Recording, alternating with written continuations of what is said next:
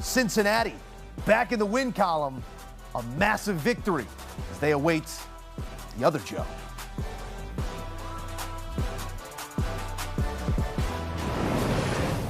In studio, it's to assess. We say hello, Emery Hunt, alongside Bryant McFadden, here to offer thoughts, and we don't have to go there just yet. I want this to start on a celebratory note of both of these gentlemen, 41 and 40 years old, a combined 54 of 81, 591 yards and 7 touchdowns through the air. Emery Hunt on a Thursday night on a short week.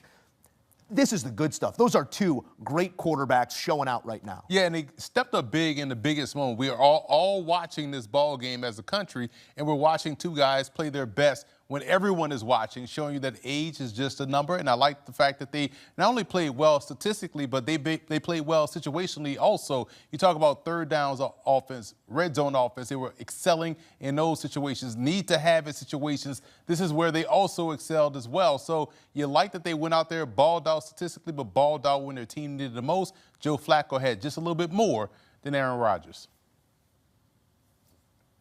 Mike Tomlin tried to warn us.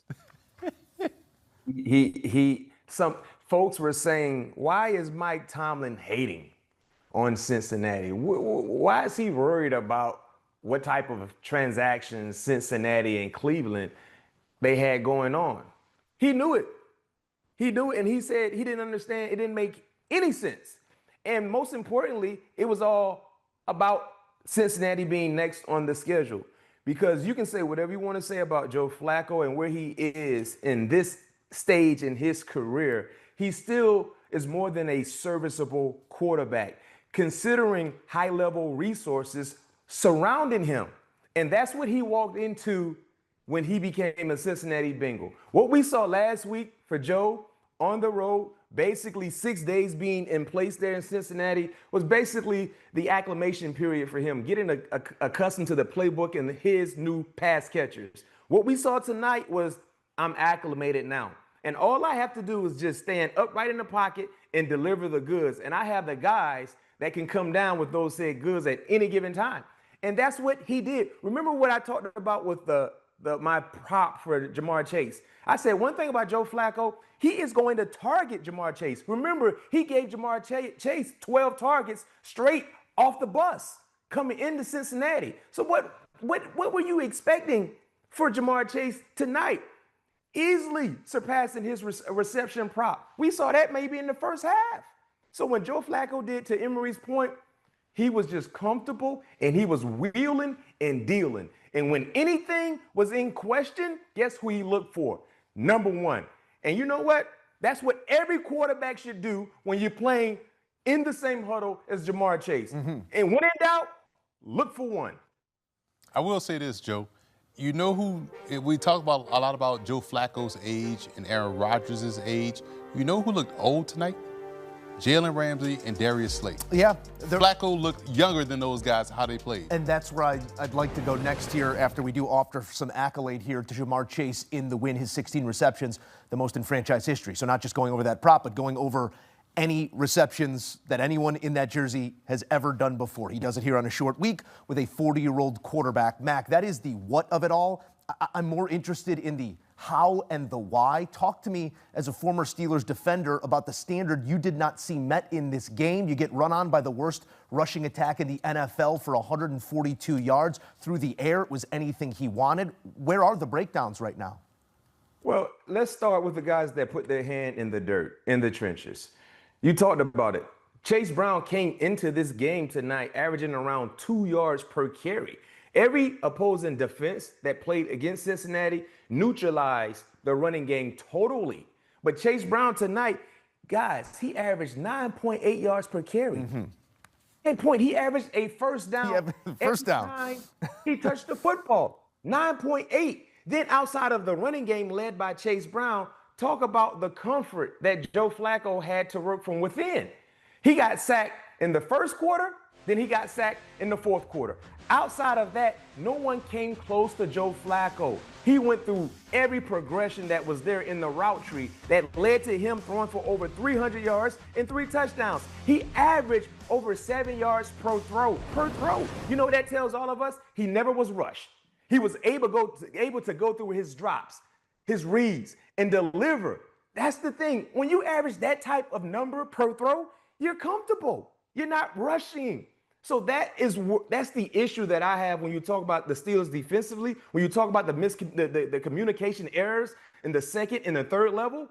It starts and it stops with the guys that put pressure on opposing quarterbacks. What did we see from Pittsburgh last week against Dylan Gabriel? They beat him up. And when they beat him up, they took out the running game. One would have thought they would have had some of the same success we saw last week against a inconsistent offensive line unit by Cincinnati. But little did we know Cincinnati had a game plan in place, and they made sure they protected their 40-year-old quarterback to the best of their ability for him to be at his best. I'm glad Mac uses the word comfortable, Emery, because comfort is one thing when you're being protected well. Comfort is another thing when it's a 7-on-7 and you're still trying to learn the offense. Man's been in that offense for 10 days. I know they're simplifying, but there's verbiage, there's computing power. We often overlook the ability of a quarterback to do that, especially at this age. We just assume that they're going to walk in and know exactly where to go when. Are you at all surprised of the level of comfort for Joe Flacco in this offense this early? Not at all, because we saw him hit that bench route probably like 5 times in a row to Jamar Chase. That's week 1 teach tape. Exactly. We all got that one. Yeah. But what stood out to me the most, guys, was Orlando Brown, the left tackle, and Amaris Mims, the right tackle. Tip your caps to those guys because they held those edge rushers in check. We thought this was going to be a great party between T.J. Watt and Nate Herbig in the backfield. And, man, Amaris Mims, the young tackle, right tackle, did a fantastic job tonight. And quiet as kept, these two teams played the same game. Yeah. If we look at passing, rushing, red zone, third down, they were nearly identical. But what changed the game for Cincinnati was the 2 turnovers they were able to force.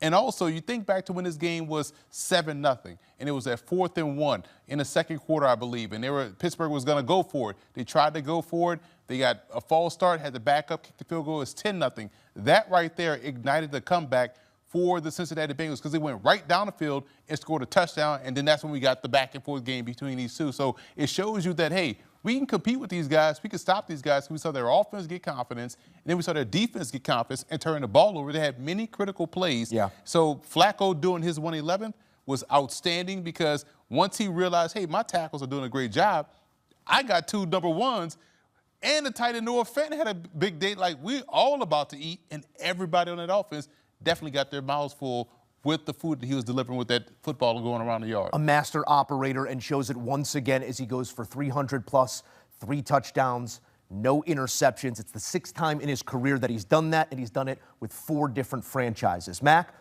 I want to finish with you and on a broader thought here for Pittsburgh because they're now 3-16 on Thursday nights away from home since 1970. This is usually the way that things go. Give me the why in that, but also we're looking at a team that is still the favorite to win their division, but has dropped from -160 up to +120. What does this mean in the grand scheme? You know what? That first stat, it's just one of those funky stats, man, that just follow the Pittsburgh Steelers. And you don't really know it until you know it, right? When you throw out that stat, because Thursday night is a primetime game. And usually Mike Tomlin on primetime moments, he usually delivers wins. But, I gave the number also during the pregame show.